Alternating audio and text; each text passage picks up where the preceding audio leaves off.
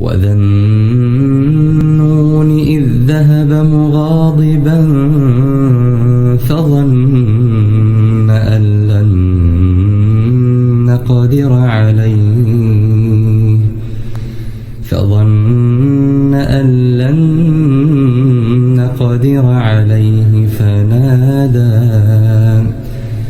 فنادى في الظلمات أن لا إله إلا أنت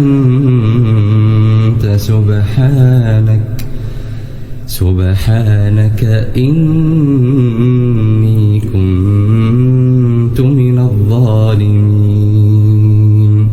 فاستجبنا له ونجيناه من الغم وكذلك ننجي المؤمنين.